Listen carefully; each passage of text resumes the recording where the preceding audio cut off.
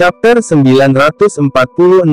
Angin kencang membawa butiran pasir saat menyapu gurun kuning kemerahan. Suara rengekan angin menderu samar-samar memancarkan benang dingin yang gelap. Di tempat yang agak terpencil seperti ini, orang akan kesulitan menemukan manusia lain. Hanya ada angin berpasir yang tak berujung, membawa suara lolongan. Tidak ada pohon di daerah ini. Lingkungan yang kering menyulitkan tumbuhan dan hewan untuk bertahan hidup. Hanya rumput liar kuning pucat yang mampu hidup dengan gigih di tempat terpencil ini. Di bawah daun mungil mereka ada sistem akar yang berkembang sangat baik sehingga orang biasa akan kesulitan membayangkannya. Akar sepanjang puluhan meter menjulur jauh di bawah tanah untuk mencari sumber air yang berharga. Para gembala di gurun menyebut mereka halia, yang berarti pemberian ilahi. Tumbuhan yang ulet ini menemukan cara untuk mempertahankan hidupnya. Angin kencang bertiup melewati sepetak rumput liar kuning pucat di gurun. Rerumputan liar menekuk tubuh mereka. Sosok manusia hitam gelap terungkap di antara mereka. Pakaian pada sosok manusia itu compang camping dan darah segar menutupi tubuhnya. Dia bernapas melalui hidungnya sangat lemah. Jika dadanya tidak naik dan turun, kemungkinan orang akan salah mengira ini sebagai mayat yang telah dilempar ke gurun. Mayat ini, berlumuran darah segar, tiba-tiba bergetar setelah terdiam lama. Matanya yang tertutup rapat perlahan terbuka. Sudut mulutnya tanpa sadar ditarik membentuk senyum pahit saat mendengar angin menderu di telinganya. Kemana si wormhole sialan itu mengirimnya? Sosok manusia yang tampak seperti mayat adalah Xiao Yan, yang telah melarikan diri dari lubang cacing. Dia tidak segera muncul di tanah ketika dia melarikan diri ke lingkaran cahaya saat itu.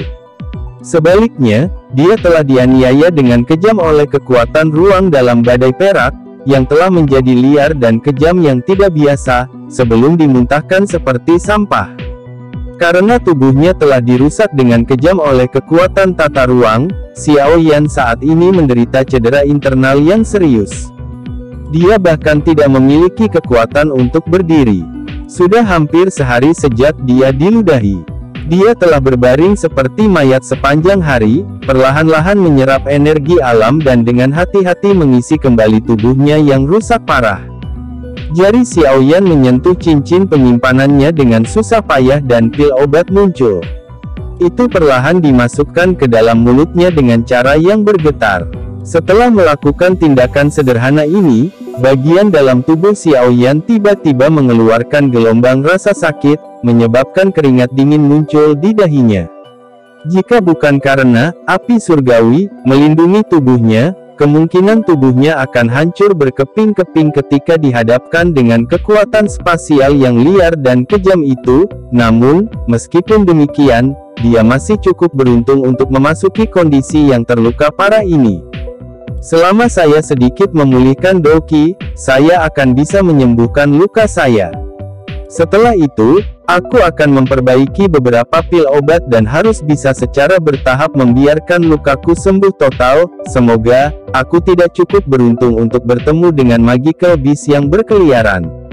Bahkan seorang elit Dozong tidak bisa berbuat apa-apa padaku. Jadi, akan sangat sulit untuk menerimanya jika aku akhirnya menjadi makanan dari beberapa magical beast. Xiao Yan perlahan bergumam di dalam hatinya. Dia merasakan kekuatan obat hangat yang menyebar ke seluruh tubuhnya. Kelelahan sekali lagi melonjak di kepalanya, menyebabkan dia secara bertahap menutup matanya. Ketika dia menutup matanya, dia seperti samar-samar mendengar suara seruan. Kali berikutnya Xiao Yan bangun adalah karena benjolan yang kuat. Benjolan itu menyebabkan tulang di tubuhnya tampak seolah-olah hancur berkeping-keping. Perasaan sakit itu menghilangkan rasa lelah di kepalanya. Setelah itu, dia berjuang untuk perlahan membuka matanya. Langit-langit besar memasuki matanya. Jari Xiao Yan dengan lembut mengusap tempat di bawah tubuhnya saat tatapannya menyapu ke sekelilingnya. Segera, dia mengerti di mana dia berada. Dia berada di dalam gerbong. Dengan kata lain, dia ditemukan oleh seorang pejalan kaki di rumput. Tatapan Xiaoyan menyapu tubuhnya dan menemukan bahwa jejak darah telah dihapus. Bahkan jubah hitam yang compang camping telah diubah oleh seseorang. Saat ini dia mengenakan pakaian linen yang sangat kasar. Xiaoyan melihat pakaian di tubuhnya dan tertegun sejenak. Setelah itu, dia tiba-tiba teringat sesuatu dan buru-buru mengusap tangan kanannya. Dia hanya menghela nafas lega setelah menemukan bahwa cincin penyimpanan masih ada di sana. Tirai gerbong ditarik terpisah sementara Xiaoyan menghela nafas lega.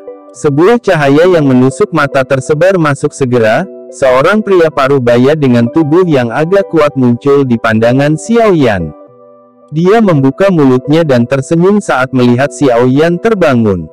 Dengan nada yang agak jujur dan terus terang, dia bertanya, "Adik, apakah kamu sudah bangun?" Mata Xiaoyan menyapu pria paruh baya itu. Meskipun dia terluka parah dan doki di dalam tubuhnya kosong, kekuatan spiritualnya masih sekuat sebelumnya. Dia segera melihat kekuatan orang ini. Puncak kelas Dowling. Langkah ke kelas Dowang hanya jarak pendek. Haha, konvoi kami menemukanmu di padang rumput yang sepi. Awalnya, kami mengira Anda tidak akan bertahan setelah melihat luka Anda. Tanpa diduga, kamu bisa bangun. Pria paruh baya itu tersenyum kepada Xiaoyan dan berkata, "Saya dipanggil Han Chong, diaken dari klan Han dari kota Tianbei. Kali ini, saya secara kebetulan memiliki misi yang membuat konvoi melewati gurun yang sepi ini. Saat itulah kami akhirnya menemukanmu. Harus dikatakan bahwa Anda sangat beruntung.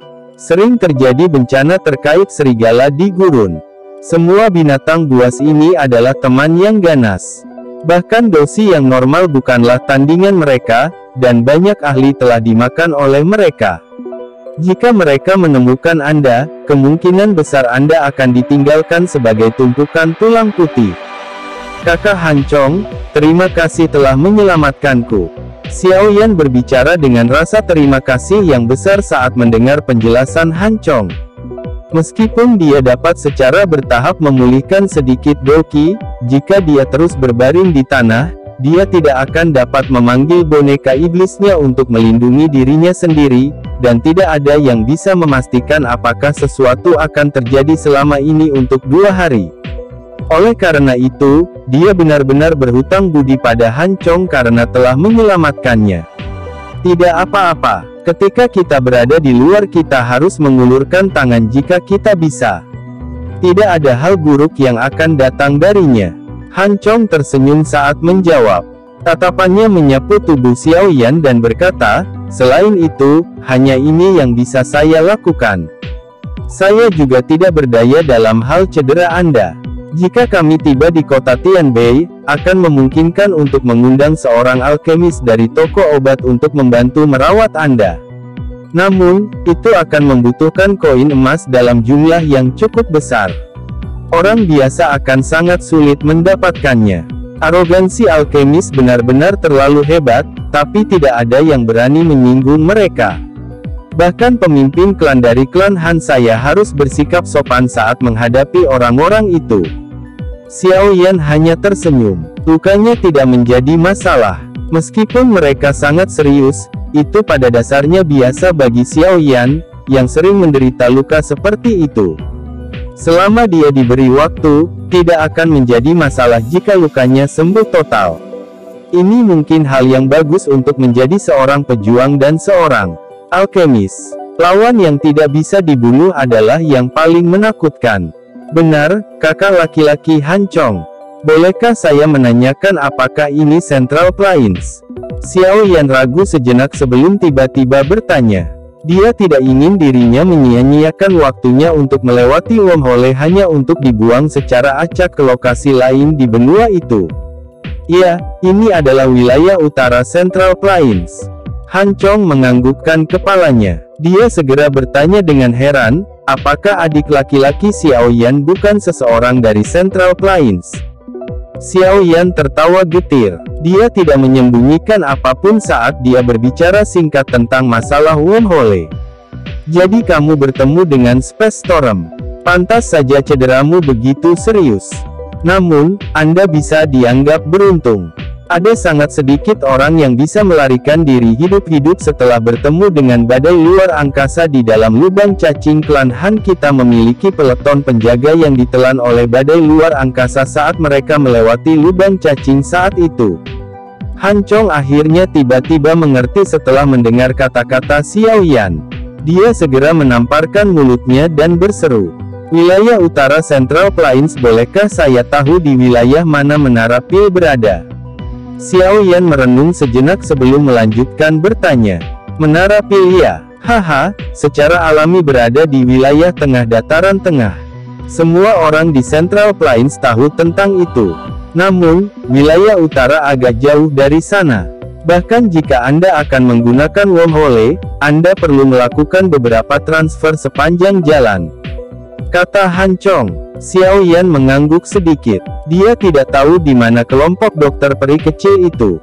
Namun, sepertinya tidak ada yang terjadi pada mereka. Dia menyimpulkan bahwa alasan kekuatan spasial berubah menjadi liar dan keras ketika dia memasuki lingkaran perak kemungkinan besar karena kekuatan spasial yang sangat besar yang menyerang pintu keluar sebelumnya. Kelompok dokter peri kecil telah berhasil keluar sebelum kekuatan spasial yang berbahaya itu muncul. "Haha, saudara Xiao Yan, kamu harus tinggal di gerbong lebih lama karena kamu baru saja bangun. Jaraknya masih cukup jauh ke kota Tianbei. Jika Anda memiliki kebutuhan selama periode waktu ini, Anda dapat menelepon saya." Han Chong memandang Xiao Yan yang pendiam dan berpikir bahwa alasan keheningan itu karena luka-lukanya. Dia berhenti mengganggu Xiao Yan saat dia tersenyum padanya. Setelah berbicara, dia berbalik, membuka tirai, dan pergi. Xiao Yan dapat melihat bahwa ada cukup banyak gerbong di sekitar saat dia membuka tirai. Jelas, ini adalah konvoi. Bagian dalam gerbong menjadi sunyi setelah Han Chong pergi. Xiao Yan bersandar di dinding kereta saat pikiran melintas di benaknya. Sekarang dia telah dipisahkan dari kelompok dokter peri kecil karena kecelakaan, yang paling penting adalah pulih dari lukanya. Kalau tidak, sepertinya tidak akan aman berjalan di wilayah ini di mana yang kuat sebanyak awan. Masih ada waktu yang sangat lama sampai Pil Gathering dari Pil Tower. Jika luka saya benar-benar sembuh, saya mungkin bisa menjelajahi Central Plains ini sedikit dan menanyakan tentang Hall of Souls. Saya juga harus menemukan teman baik Yao Lao, Feng Zunze, tentu saja. Mungkin saya juga harus meluangkan waktu untuk pergi ke Burning Flame Valley untuk melihat apakah saya bisa mendapatkan 2 perubahan terakhir dari 3 perubahan misterius api langit. Itu akan sangat berguna bagi saya. Xiao Yan dengan lembut bergumam pada dirinya sendiri. Segera, matanya tiba-tiba menjadi lebih cerah. Selain itu, aku juga perlu menanyakan tentang klan misterius di belakang Sun Er. Aku saat ini segera mendekati persyaratan yang telah ditetapkan Sun Er saat itu. Pikiran ini terbang di hati Xiao Yan. Sesaat kemudian, dia menghela nafas panjang. Dia mengusap dahinya dan merasakan perasaan kosong di dalam tubuhnya. Giginya tanpa sadar terkatup dengan kekerasan saat dia dengan paksa memindahkan kakinya yang tidak patuh ke posisi latihan bersila. Tangannya membentuk segel pelatihan saat dia perlahan menutup matanya. Terlepas dari apa yang terjadi, memulihkan kekuatannya adalah hal yang paling penting. Ini terutama terjadi ketika dia berada di tempat yang asing. Chapter 947. Xiao Yan mengalami hari yang sangat menyakitkan di gerbong sebelum seutas benang Douqi akhirnya muncul di tubuhnya yang kosong. Meskipun Douqi ini masih sangat lemah, itu masih berhasil mendukungnya dengan mengambil barang-barang secara acak dari cincin penyimpanannya. Selain itu, perawatan sepanjang hari memungkinkannya untuk turun dari gerbong dan berjalan meskipun luka-lukanya menunjukkan sedikit perbaikan. Dia tidak perlu lagi berbaring di gerbong seperti mayat. Xiao Yan dengan lembut memutar lengannya setelah berdiri dari kereta. Sedikit rasa sakit yang samar-samar ditularkan darinya menyebabkan dia tersenyum pahit. Pada saat ini, dia saat ini berada di titik terlemahnya selama bertahun-tahun. Tentu saja, meskipun tubuhnya lemah, siapapun yang memiliki niat buruk terhadapnya akan menelan pil pahit. Lupakan boneka iblis bumi yang tersembunyi di dalam cincin penyimpanannya. Bahkan Xiaoyan sendiri tidak sekuat saat dia muncul di permukaan. Bagaimanapun, dia juga seorang alkemis tingkat tinggi selain menjadi seorang praktisi Dou.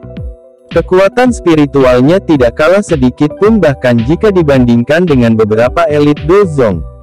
Meskipun dia tidak berani mengatakan bahwa dia mampu bersaing dengan elit Dozong hanya dengan kekuatan spiritualnya, seorang ahli biasa Do Huang tidak akan bisa mendapatkan banyak keuntungan dari Xiaoyan.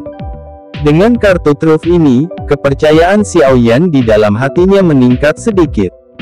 Dia menyeka wajahnya sebelum membuka tirai gerbong. Setelah tirai gerbong dibuka, banyak gerbong tertutup muncul di matanya. Ada magical beast seperti banteng hitam gelap dengan dua tanduk di kepalanya menarik kereta di depan. Kedua sisi gerbong memiliki banyak sosok manusia di atas punggung kuda. Kebanyakan dari orang-orang ini memiliki lengan telanjang dan mengenakan pakaian kulit kasar, yang terlihat kokoh. Di belakang mereka adalah senjata yang mengandung cahaya dingin saat mereka berkedip-kedip di bawah matahari. Oh, anak kecil ini benar-benar selamat. Haha, Cheng Miu, kamu benar-benar telah kehilangan diriku yang dulu kali ini. Banyak tatapan dari kedua sisi gerbong tertuju saat Xiaoyan membuka tirai. Mereka langsung terkejut. Tawa riang dan liar juga keluar dari mulut seorang pria besar tidak jauh dari situ. Pria besar ini memiliki tubuh yang agak kokoh. Lengan telanjangnya dipenuhi dengan berbagai macam bekas luka. Pedang besar berkepala hantu, yang berisi sedikit rasa dingin, di punggungnya memiliki kemerahan cerah yang melekat padanya. Sialan, aku pernah melihat hantu. Anak kecil ini bisa bertahan hidup meski menderita luka serius. Dia sungguh beruntung. Seorang lelaki bertampang kurus segera menggelengkan kepalanya tak berdaya setelah tawa dari lelaki besar itu terdengar. Setelah itu, dia memelototi pria itu dan dengan cepat berkata, "Untuk apa kamu melolong? Aku yang dulu tidak peduli dengan sedikit uang ini. Namun, meski memenangkan sejumlah kecil uang ini, itu masih belum cukup bagi Anda untuk memiliki lebih banyak tumpangan dengan wanita lembut di rumah bordil. Siapa yang memintamu untuk peduli tentang diriku yang dulu?" Pria besar itu mengomel. Setelah itu, dia mengendarai kudanya ke depan dan datang ke depan Xiaoyan. Tatapannya menyapu yang terakhir sebelum dia tersenyum dan berkata, "Anak kecil, aku dipanggil Gu itu, orang memanggilku hantu tua. Saya adalah orang pertama yang menemukan Anda di gurun utara itu.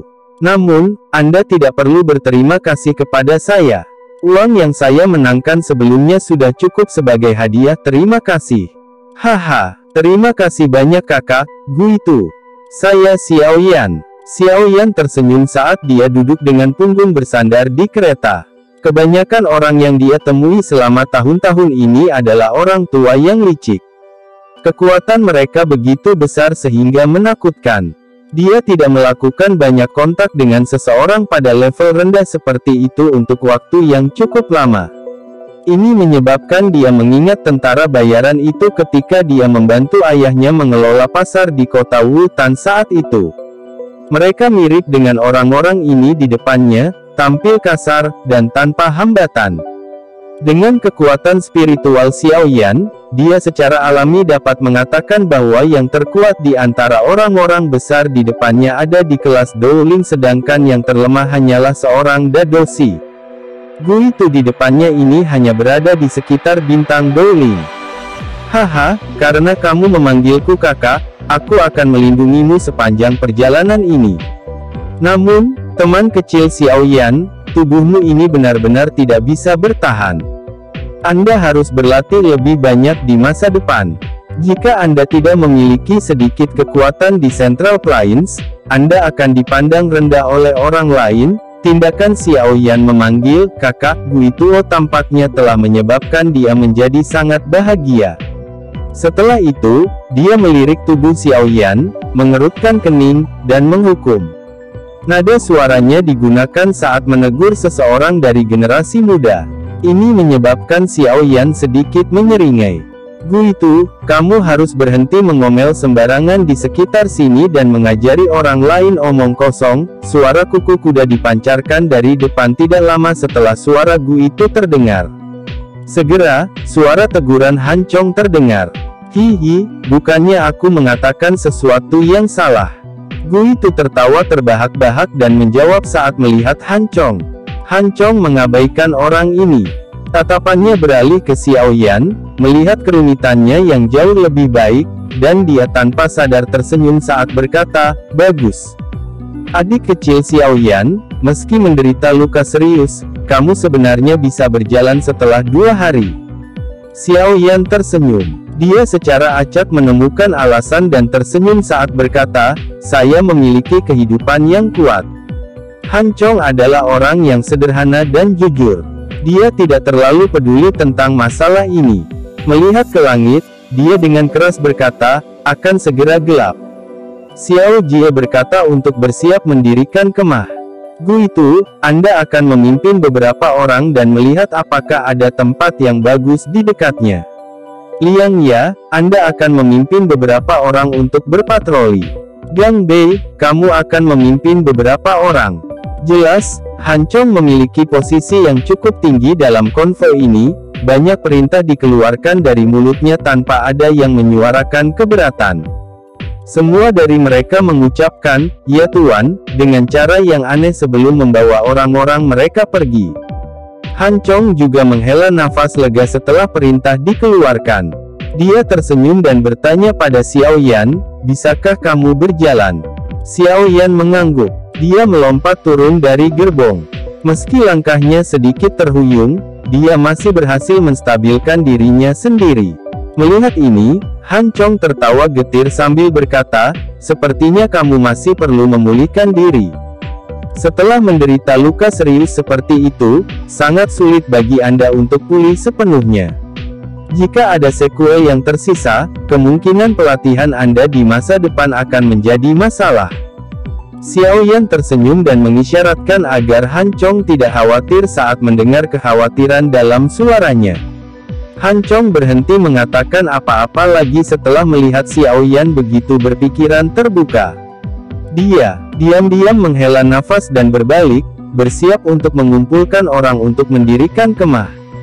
Konvoi ini cukup efisien. Dalam waktu kurang dari setengah jam, banyak tenda berwarna putih muncul di bukit kecil. Ada juga pagar yang mengelilingi tenda, dan bubuk obat yang mencabut serangga beracun berserakan di luar pagar. Xiao Yan tidak banyak bekerja karena kondisi tubuhnya yang lelah. Dia secara acak berjalan ke suatu tempat di kamp sebelum duduk.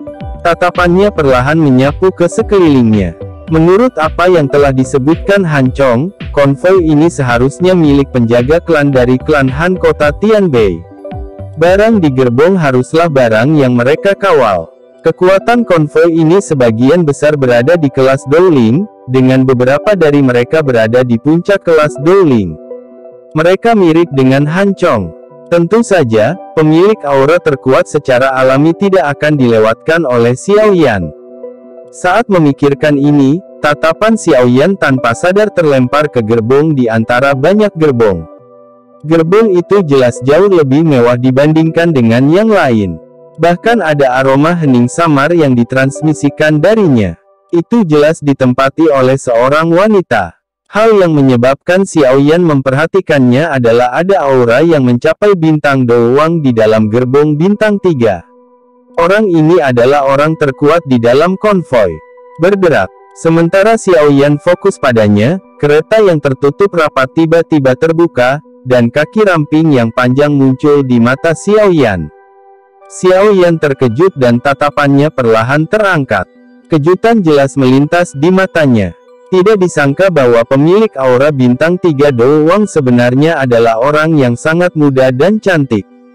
Wanita itu memiliki alis seperti pohon willow. Kulitnya seperti salju, dan dia diberkati dengan sosok yang tinggi.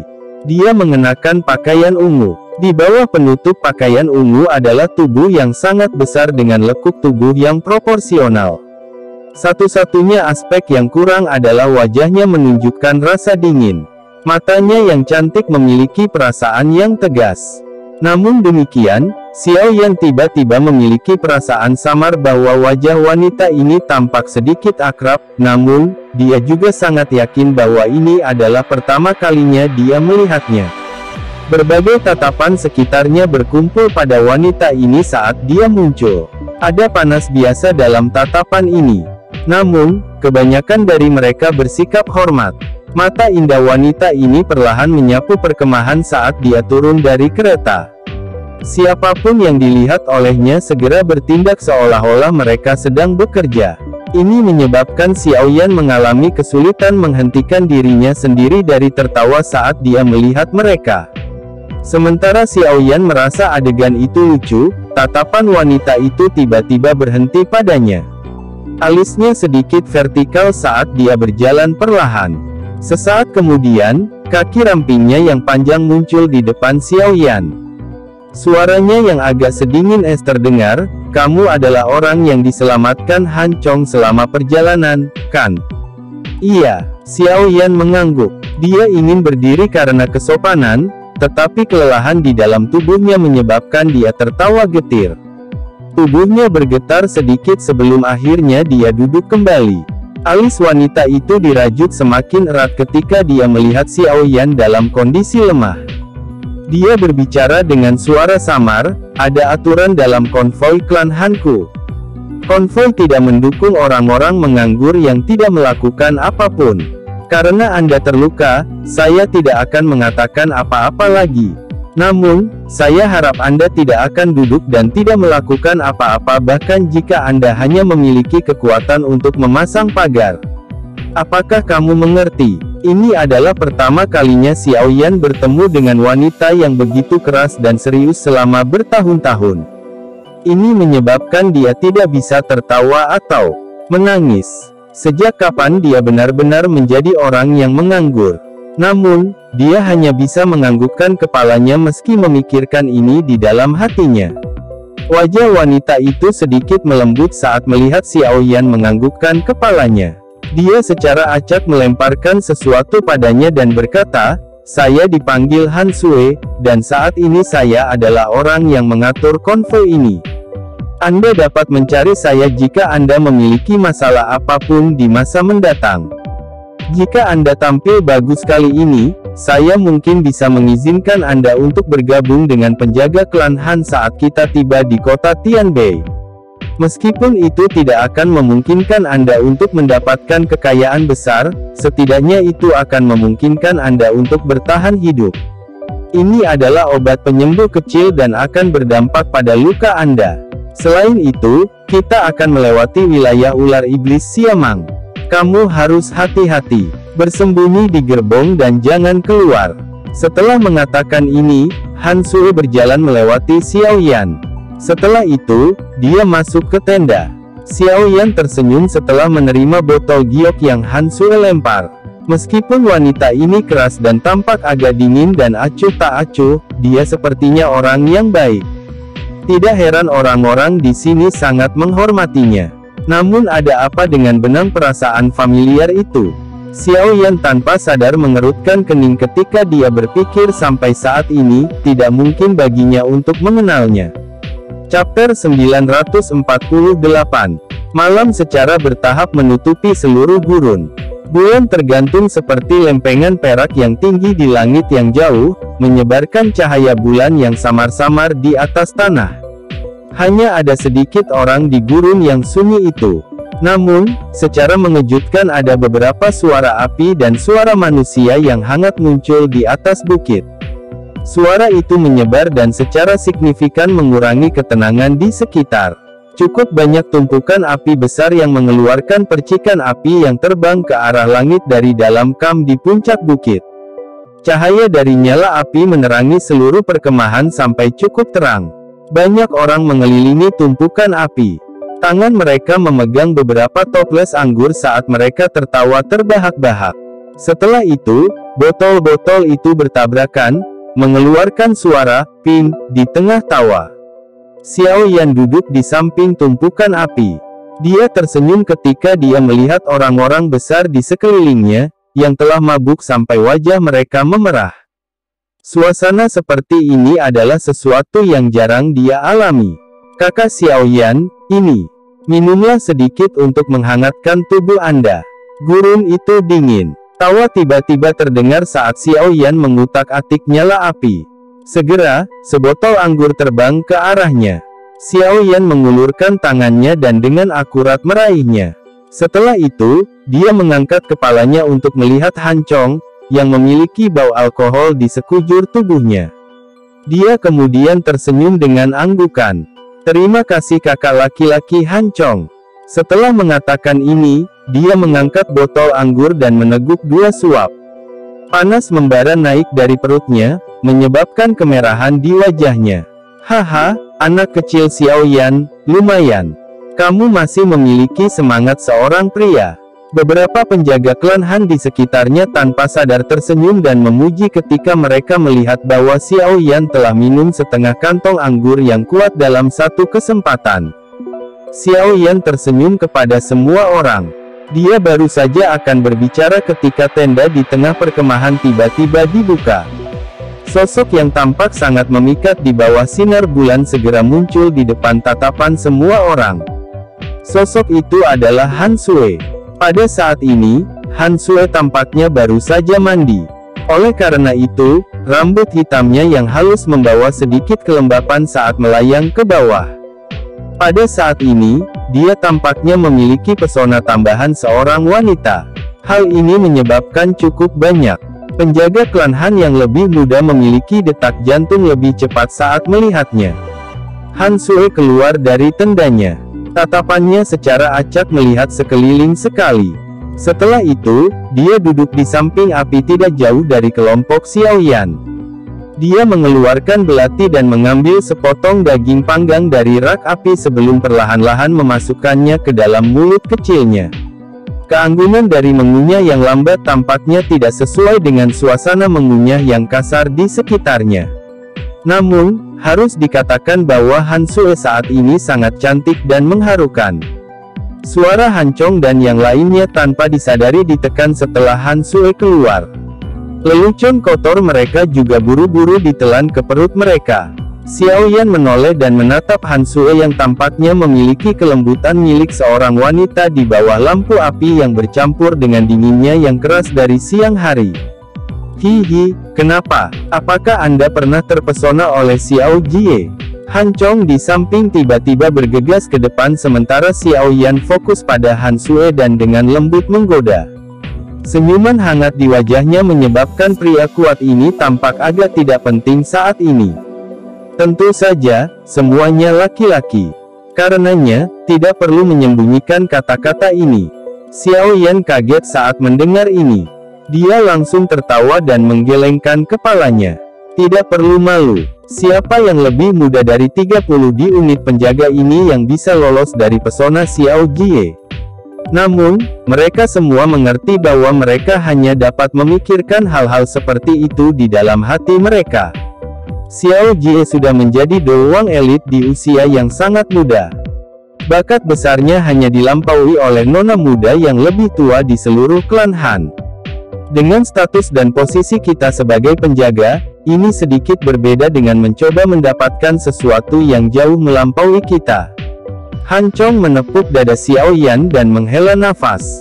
Xiaoyan mengangguk sedikit. Meskipun dia tidak menyadari seberapa kuat klan Han, sebagai wanita muda dari klan Han, status Han Sui secara alami lebih tinggi dari para penjaga ini. Oleh karena itu, para pemuda di klan yang memendam naksir padanya kemungkinan besar akan berakhir dengan mimpi yang putus asa. Namun, Xiao Jie memang orang yang cukup baik. Meskipun dia biasanya sangat keras, dia memperlakukan kami sebagai penjaga dengan cukup baik. Jika ada penjaga yang terluka parah dalam sebuah misi, dia akan meminta klan untuk membayar sejumlah uang untuk diberikan kepada kerabat penjaga itu. Perlu diketahui bahwa begitu seseorang kehilangan kegunaannya di tempat lain, pihak lain akan meninggalkan Anda. Seseorang harus menganggap dirinya beruntung jika pihak lain tidak diam-diam membunuhmu karena mereka takut kamu akan membocorkan rahasia. Han Chong mendecakkan mulutnya dan berkata. Xiaoyan terkejut. Tidak disangka wanita yang tampak dingin ini benar-benar memiliki hati yang baik. Han Sue tidak memiliki nafsu makan yang besar. Oleh karena itu, dia berdiri setelah beberapa saat.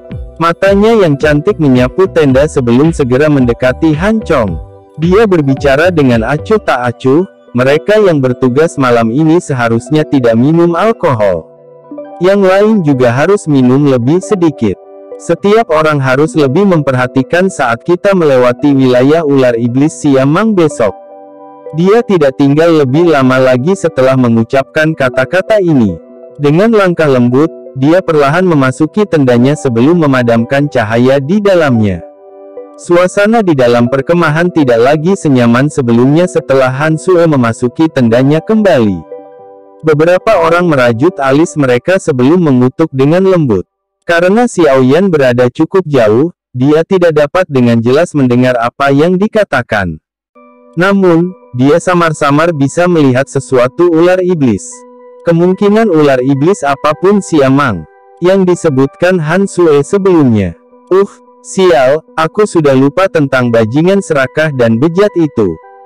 Baiklah, mari kita berhenti minum. Gandakan penjaga malam ini dan pastikan tidak ada yang salah.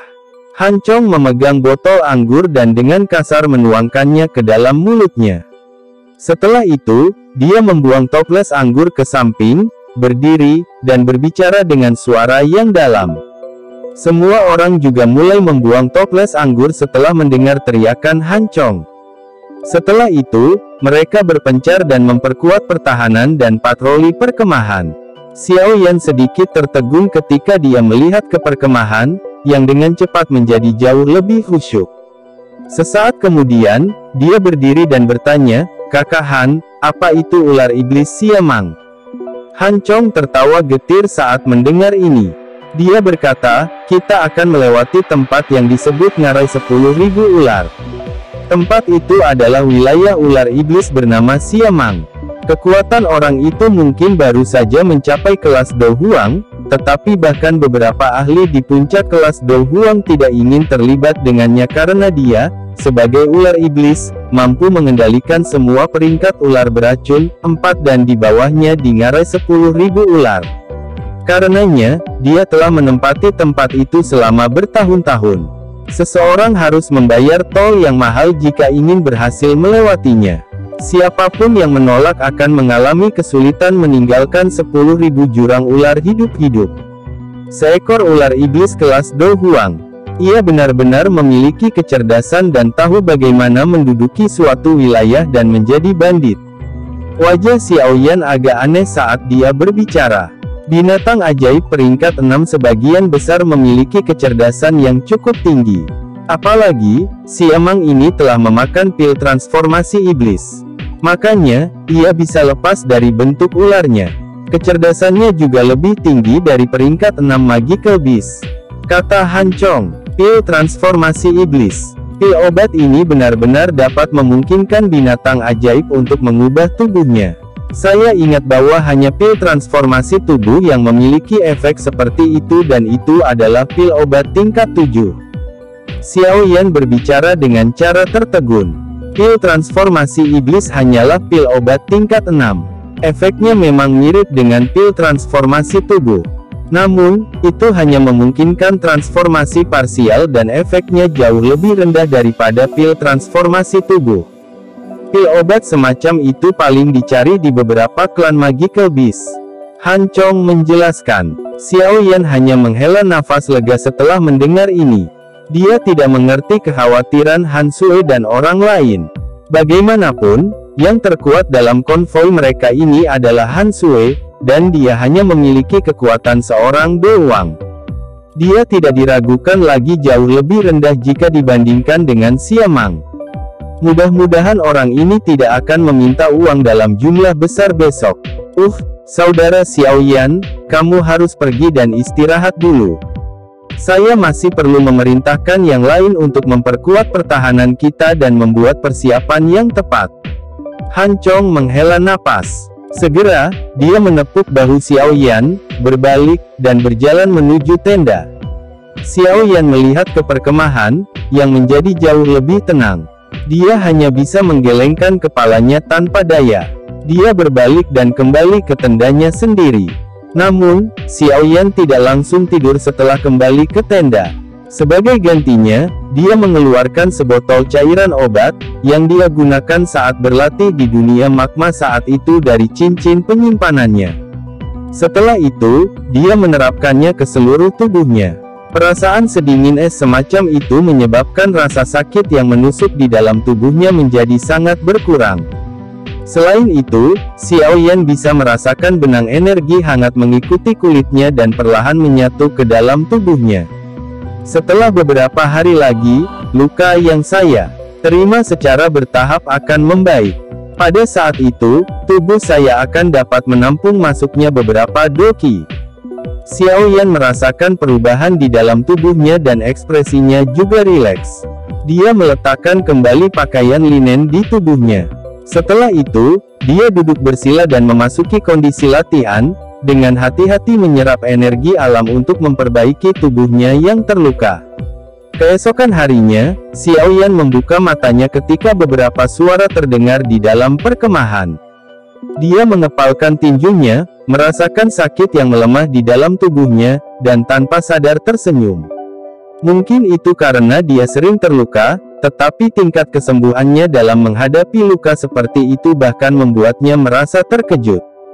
Setelah bangun dan mengatur pakaiannya, Xiaoyan keluar dari tenda. Dia tersenyum pada kelompok Han Chong, yang sedang bergegas untuk mengemasi kemah, sebelum melangkah maju dan membantu.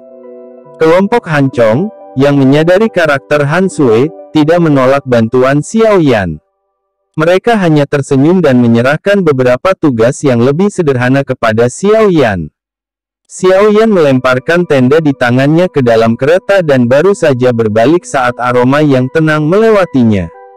Sosok itu segera berhenti dan sepasang mata cantik menyapu. Suara lemah juga terdengar, "Kamu akan terus berada di gerbong hari ini. Jangan keluar." Dia tidak memberi Xiaoyan kesempatan untuk berbicara. Dia kembali ke gerbongnya sendiri. Setelah itu, teriakan dingin yang bergerak keluar dari dalamnya. Mulai konvoi. Sudut mulut Xiaoyan bergerak-gerak tanpa sadar saat dia melihat ke arah konvoi, yang berjalan maju dengan suara berderit. Orang ini benar-benar tidak buruk. Saya hanya akan menunggu dan melihat. Jika terjadi kecelakaan, saya akan diam-diam mengulurkan tangan. Chapter 949. Angin berpasir bertiup di atas gurun yang sunyi saat suara melolong berlama-lama di langit. Angin membawa gelombang pasir saat terbang ke kejauhan. Beberapa bintik hitam berangsur-angsur muncul di ujung jalan. Sesaat kemudian, titik hitam mendekat. Itu sebenarnya konvoi. Ada hampir 100 penjaga dengan wajah tegas menjaga konvoi. Banyak tatapan hati-hati menyapu mereka. Tangan mereka juga memegang erat senjata di punggung mereka. Lokasi bagian gurun ini sudah mendekati bagian luar wilayah Central Plains Utara. Oleh karena itu, sesekali seseorang akan melihat satu atau dua sosok. Namun, mereka sangat jarang dan menghilang dalam sekejap mata. Seluruh jalan hanya berdering dengan suara tapak kuda dan jeritan elang yang terpancar dari langit. Xiaoyan bersandar di jendela di dalam gerbong yang bergelombang. Tatapannya melihat ke arah penjaga yang tampak tegas dari klan Han. Suasana hari ini berbeda dari perasaan santai biasanya. Bahkan Gu itu dan beberapa orang lainnya yang pada dasarnya bercanda setiap hari juga menutup mulut mereka. Tangan mereka, yang memegang senjata mereka, mengencangkan dan mengendurkan berulang kali, mengungkapkan kecemasan di hati mereka. Sepertinya ular iblis Siamang memiliki reputasi yang cukup ganas di sini. Dia benar-benar mampu menyebabkan orang-orang ini menjadi begitu cemas. Xiaoyan dengan lembut bergumam setelah menyerap ekspresi orang-orang di sekitar ke matanya. Xiaoyan merenung sejenak sebelum menggelengkan kepalanya. Setelah itu, dia duduk bersila di dalam gerbong, menutup matanya, dan memulihkan diri.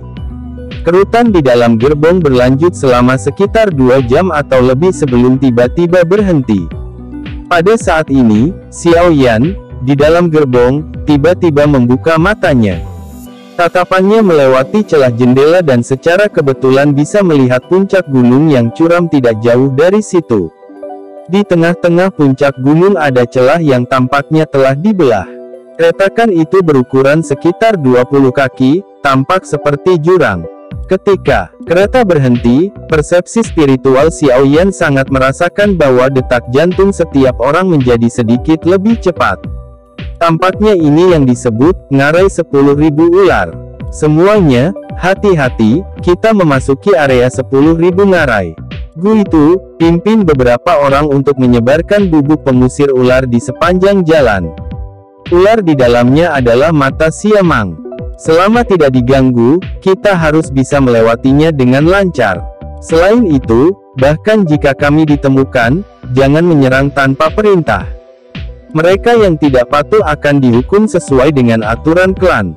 Tangisan keras Hancong tiba-tiba terdengar dari luar gerbong sementara Xiaoyan tenggelam dalam pikirannya. "Iya Pak," sebuah tanggapan menyusul setelah tangisan Hancong terdengar. "Ayo pergi." Ekspresi Hancong serius saat dia mengangguk. Dia segera melambaikan tangannya dan memerintahkan dengan suara yang dalam. Konvoi mulai bergerak sekali lagi atas perintah Hancong. Setelah itu, ia perlahan maju menuju pegunungan terjal. "Saudara Xiaoyan, jika nanti terjadi sesuatu, saya ingin meminta sesuatu dari Anda. Cobalah yang terbaik untuk membawa Xiao Jie pergi." Suara rendah tiba-tiba terdengar dari luar sementara Xiaoyan bersandar di jendela kereta. Dia tanpa sadar terkejut.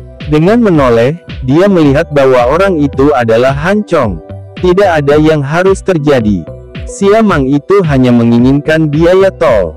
Tidakkah semuanya akan diselesaikan jika Anda memberinya bayaran pada saat itu? Xiaoyan bertanya. Jika Xiao Jie tidak ada, kemungkinan kita bisa menyelesaikannya hanya dengan membayar sejumlah uang.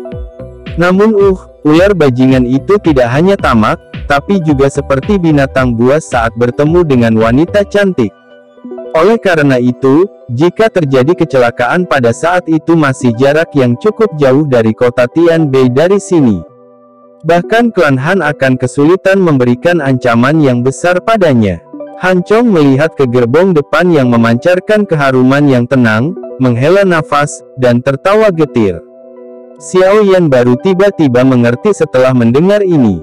Mereka sebenarnya mengkhawatirkannya. Tak heran jika kelompok itu tampak seolah-olah akan bertemu musuh besar. "Kakak Han, yakinlah bahwa tidak ada yang akan terjadi pada semua orang." Xiaoyan tersenyum saat menjawab. Hancong hanya memperlakukan kata-kata Xiaoyan sebagai bentuk penghiburan. Dia tertawa getir saat dia mengejek dirinya sendiri. Dia jelas mengerti bahwa Xiaoyan saat ini adalah orang yang terluka parah, namun dia masih datang dan mengatakan ini kepadanya.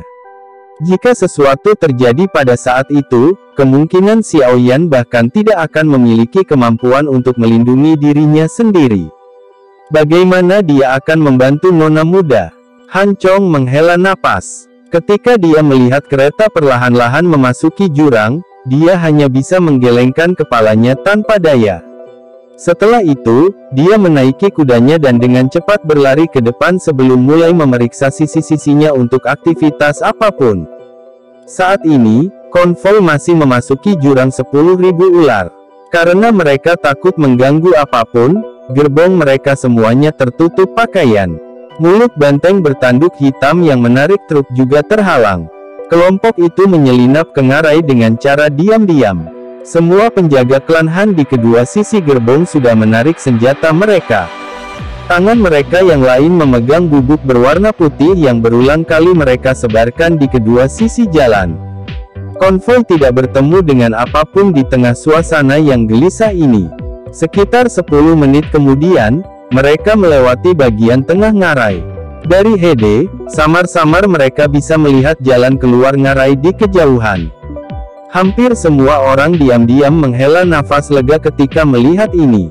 Sementara semua orang santai, Xiaoyan di dalam kereta perlahan membuka matanya.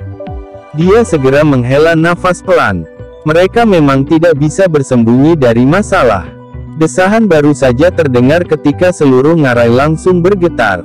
Segera, pepohonan di kedua sisi ngarai dengan cepat tumbang, menampakkan beberapa ular besar. Sialan, kita telah ditemukan. Tingkatkan kecepatan kami. Pergilah. Han Chong berteriak dengan marah. Ekspresinya menjadi jauh lebih jelek saat melihat pemandangan ini. Pada saat ini, dia tidak perlu berteriak. Pengawal klan Han yang berpengalaman sudah berusaha sekuat tenaga untuk mendorong banteng bertanduk hitam itu ke depan. Setelah itu, konvoi itu bergemuruh dan melaju, berusaha sekuat tenaga untuk keluar dari jurang. Bang! Ketika konvoi masih sekitar kurang dari 100 meter dari pintu keluar ngarai, banyak sosok besar tiba-tiba bergegas dari kedua sisi ngarai. Akhirnya, mereka menutup seluruh jalan. Mulut mereka yang buas dan besar memancarkan lidah ular yang mengandung bau busuk dengan suara cici. Mata ular yang gelap dan dingin menatap semua orang di konvoi. Sialan! Hati Han Chong segera tenggelam saat melihat ular besar yang tak terhitung jumlahnya menghalangi jalan mereka. Meskipun ular-ular besar ini hanya merupakan monster peringkat 3, tubuh mereka sangat besar. Dengan hanya beberapa lusinan, mereka mampu memblokir seluruh jalan sampai tidak ada celah sedikit pun yang tersisa. Gelombang suara gemerisik dikirim dari semak-semak di sekitarnya setelah jalan diblokir. Segera, ular beracun besar dan kecil yang tak terhitung jumlahnya, berbagai warna keluar dengan cara yang padat. Akhirnya, mereka mengepung seluruh konvoi. Cek-cek, sekelompok orang bodoh benar-benar berpikir untuk melewati si tua yang hebat ini. Tawa aneh tiba-tiba terdengar dari langit setelah lingkaran itu terbentuk. Segera, sosok hitam hijau dengan cepat terbang dari atas ngarai. Dalam waktu singkat, dia muncul di langit di atas konvoi. Sosok yang baru saja muncul di langit di atas konvoi itu cukup aneh. Tubuh dan tungkai manusia ditutupi dengan sisik hitam hijau yang padat. Tempat di mana kepalanya seharusnya berada memiliki kepala ular yang terlihat buas. Matanya yang kecil berisi dingin dan kejam yang gelap saat mereka menatap orang-orang di bawah. Selain itu, di punggung iblis setengah manusia setengah ular ini terdapat sepasang sayap doki hitam hijau, yang membawa seekor liar yang kuat menyapu jurang saat mereka mengepak. Ekspresi kelompok Han Chong segera berubah menjadi putih pucat ketika mereka melihat sosok hitam hijau yang muncul. Suara mereka sedikit bergetar. Ular iblis, Siamang. Siamang menatap konvoi dari atas. Dia tiba-tiba tertawa saat dia dengan santai berkata, "Kalian semua harus tahu aturan kakek ini, bukan?" Wajah Han Chong sedikit gemetar. Dia segera keluar dari konvoi, mengeluarkan sebuah kartu kristal dan dengan hormat berkata, "Tentu saja kami tahu tentang itu. Komandan Siamang, kami adalah konvoi dari klan Han di kota Tianbei. Ini adalah hadiah kecil yang saya harap Pak Komandan akan menerimanya." Siamang mengulurkan tangannya. Sebuah kekuatan hisap tanpa basa-basi menarik kartu kristal di tangan Han Chong. Dia melihatnya sekilas sebelum membuka mulutnya dan tertawa, "Lumayan. Sepertinya kalian semua masih memiliki ketulusan." Wajah Han Chong sedikit gembira setelah mendengar ini. Dia dengan hati-hati berkata, "Kalau begitu, dapatkah Pak Komandan mengizinkan konvoi kita lewat?" "Ini wajar saja," Siamang tersenyum aneh. Lidah ularnya menjilat sudut mulutnya sebelum jarinya tiba-tiba menunjuk ke kereta tempat Han Sui berada. Dia tersenyum cabul dan berkata, "Namun, tinggalkan dia dulu." Ekspresi semua orang dalam konvoi tiba-tiba berubah. Cukup banyak orang yang diam-diam mengencangkan cengkeraman senjata mereka. Han Chong juga menarik napas. Dengan lembut dan dengan hormat bertanya, "Apa maksud Tuan Komandan?" "Hihi, gadis kecil, tidak perlu bersembunyi. Kakek ini sudah mengendus jenis wewangian di tubuh wanita dari jarak yang sangat jauh. Selain itu, kakek ini juga tahu bahwa kali ini saya telah bertemu dengan seorang yang sangat indah, oleh karena itu, Anda harus keluar." Siamang mengabaikan Han Chong dan tertawa aneh pada kereta yang pandangannya terkunci. Bang! Suara Siamang baru saja terdengar saat atap gerbong pecah. Sosok manusia muncul sebelum berdiri di atap kereta. Tatapan sedingin es memelototi Siamang di langit. Cahaya merah segera meletus di mata Siamang ketika dia melihat wajah Han Sue. Dia langsung tertawa ke langit, benar-benar seperti yang diharapkan kakek ini. Hadiah kali ini sangat kaya.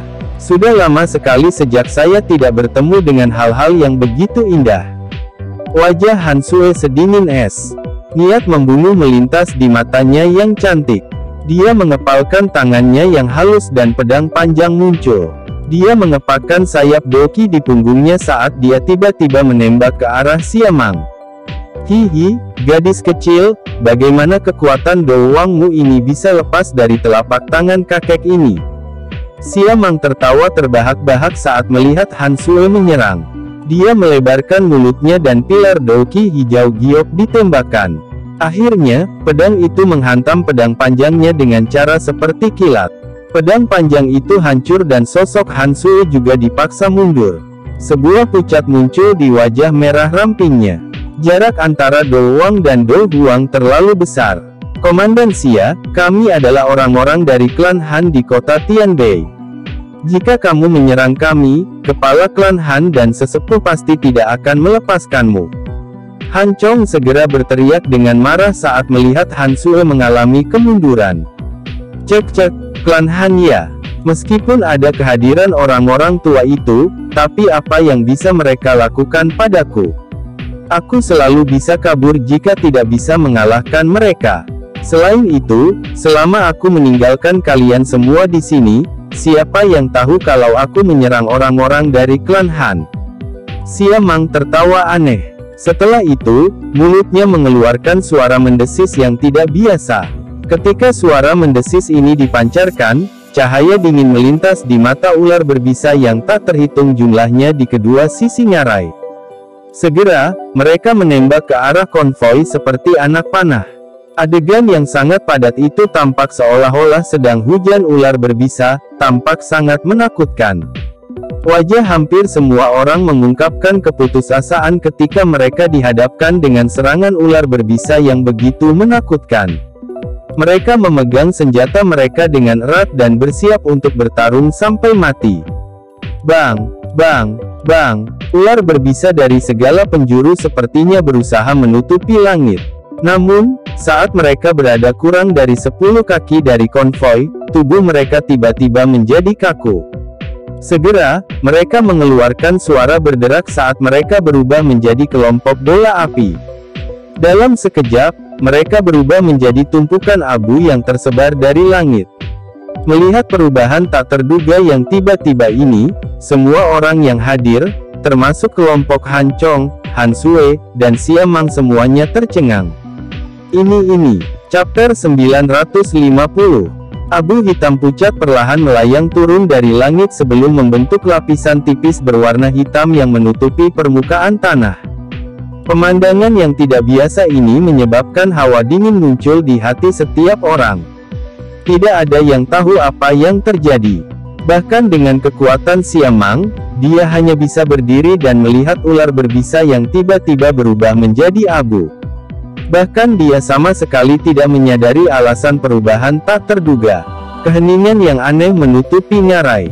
Ular berbisa yang tak terhitung jumlahnya di kedua sisi ngarai tampaknya merasakan kegelisahan. Tubuh mereka tegang sementara desisan yang menjengkelkan berulang kali dikeluarkan dari mulut mereka, menyebabkan atmosfer di dalam lembah menjadi jauh lebih gelap dan lebih dingin dari sebelumnya. Kelompok Han Chong saling memandang. Mereka segera mundur perlahan dari konvoi dan melindungi Han Sue di tengah mereka. Mata waspada mereka tertuju pada Siamang di langit. Suasana hening berlanjut sesaat sebelum Siamang akhirnya pulih. Tatapannya agak ragu-ragu saat dia menyapu tempat itu. Itu mendarat di wajah cantik Han Sue yang menarik dan matanya sekali lagi menjadi panas membara. Mengepalkan giginya, dia sekali lagi mengeluarkan suara mendesis tajam dari mulutnya. Ular beracun yang tak terhitung jumlahnya di kedua sisi lembah sedikit ragu-ragu setelah mendengar suara mendesis ini sebelum cahaya yang ganas melintas di mata mereka. Mereka menggerakkan tubuh mereka, yang menjadi seperti banyak anak panah tajam yang mengeluarkan suara, siu-siu, saat mereka melesat ke arah konvoi. Melihat ular berbisa melancarkan serangan lain, kelompok Han Chong dengan cepat memanggil Doki mereka. Namun, sebelum mereka bisa menyerang, suara misterius, bang-bang, sekali lagi terdengar di langit. Bola api yang tak terhitung jumlahnya muncul sebelum dengan cepat padam seperti bunga epifilum. Akhirnya, ular itu berubah menjadi debu yang perlahan berhamburan. Kegembiraan liar melonjak ke mata kelompok Han Chong saat melihat pemandangan ini. Pada titik ini mereka dapat menebak bahwa ada seseorang yang secara diam-diam membantu mereka. Xiao Jie, sebuah kegembiraan muncul di wajah Han Chong saat dia melihat Han Sue dan dengan lembut berkata. Han Sue dengan lembut melambaikan tangannya. Matanya yang cantik perlahan menyapu sekelilingnya, tapi dia tidak menemukan jejak siapapun. Dengan segera, alisnya sedikit bersatu. Mungkinkah keberuntungan mereka sebagus ini? Mereka benar-benar dapat bertemu dengan seorang ahli yang akan membantu mereka pada saat seperti itu. Matanya yang cantik mengembara sebelum tiba-tiba dan tiba-tiba berhenti di kereta beberapa saat kemudian. Tempat itu adalah tempat Xiao Yan berada. Bulu mata panjang Han Sue berkedip lembut saat pandangannya berhenti di kereta. Sebelum dia bisa berpikir lebih dalam, suara gelap dan dingin Siamang ditransmisikan dari langit. Bolehkah saya tahu ahli mana yang ada di sini? Saya Siamang. Mohon maafkan saya jika saya telah menyinggung Anda dengan cara apapun. Namun, masalah hari ini adalah masalah pribadi antara orang-orang ini dan saya. Teman, tolong jangan campur tangan.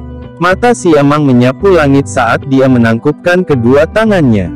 Suara Xiao Mang perlahan bergema di jurang ini. Namun, tidak ada jawaban. Tepat ketika dia merasa agak frustrasi, sebuah suara tua berbicara dengan singkat. Nyah. Suara tua yang tiba-tiba tampak turun dari langit sebelum berlama-lama di samping telinga semua orang. Pada saat ini, kegembiraan di dalam hati kelompok Han Chong semakin padat. Memang ada seorang ahli yang membantu mereka.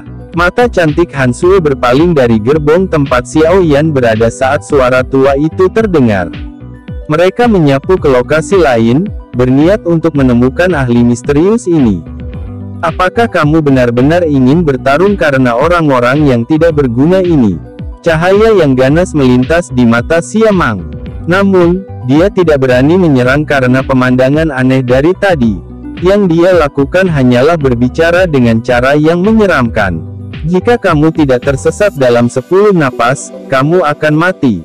Pemilik suara tadi sekali lagi memberikan jawaban yang sangat singkat untuk kata-kata Siamang. Bahkan Han Chong dan yang lainnya bisa mendengar tawa dingin dan cemoohan dari suara itu. Tampaknya mengejek Siamang karena terlalu percaya diri dengan kekuatannya. Mata Siamang menjadi suram setelah diperlakukan dengan kasar 2 kali. Dia mampu bertindak sesuka hatinya di tempat ini selama bertahun-tahun bukan karena tidak ada ahli yang ingin membunuhnya. Sebaliknya, itu karena pegunungan ini benar-benar terlalu besar dan ada lubang ular yang tak terhitung jumlahnya di dalamnya. Selama Siamang mengubah tubuhnya dan memasuki pegunungan yang dalam, menemukannya akan menjadi masalah yang sangat merepotkan. Karena inilah nama galak orang ini secara bertahap menjadi lebih kuat. Rasa dingin yang pekat melintas di mata Siamang, tetapi tidak ada yang bisa dilihat dari wajahnya. Sebaliknya, dia menangkupkan tangannya ke segala arah dan berkata, karena teman bersikeras untuk melindungi mereka, Siamang akan memberimu wajah ini hari ini. Siamang baru saja mencapai kata terakhirnya ketika kilatan dingin muncul dari matanya. Kakinya segera menekan udara kosong saat tubuhnya berkedip seperti kilat hijau giok. Dalam sekejap mata, dia muncul di depan Han Sue. Doki yang kuat melonjak pada saat ini dan aliran udara yang sangat besar mengguncang kelompok Han Chong sampai mereka dengan cepat mundur. Gadis kecil, hampir tidak ada wanita yang menurut kakek ini bisa melarikan diri.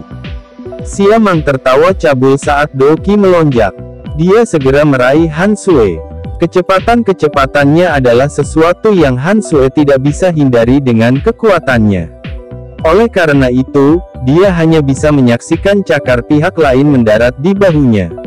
Anda mencari kematian. Tangan Siamang baru saja mendarat ketika teriakan dingin yang berisi niat membunuh tiba-tiba terdengar.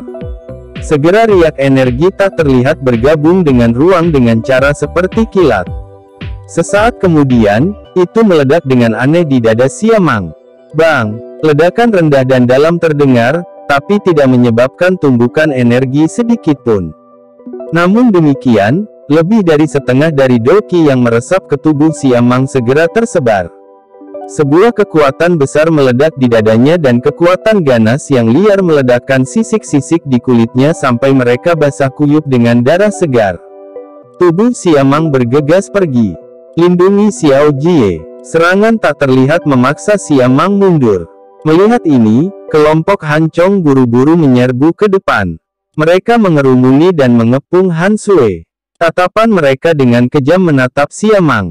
Mata cantik Han Sui menatap Siamang, yang telah ditinggalkan dalam keadaan menyedihkan hanya dengan satu serangan. Gelombang mengerikan muncul di dalam hatinya. Dia tahu bahwa meskipun orang ini menjijikkan, kekuatannya tidak lemah. Menambah fakta bahwa wujud aslinya adalah magical beast dengan kemampuan pertahanan yang sangat kuat, dia tidak menyangka bahwa dia akan berakhir dengan cara yang menyedihkan ini bahkan tanpa melihat musuhnya, seberapa kuat menakutkan orang yang menyerangnya.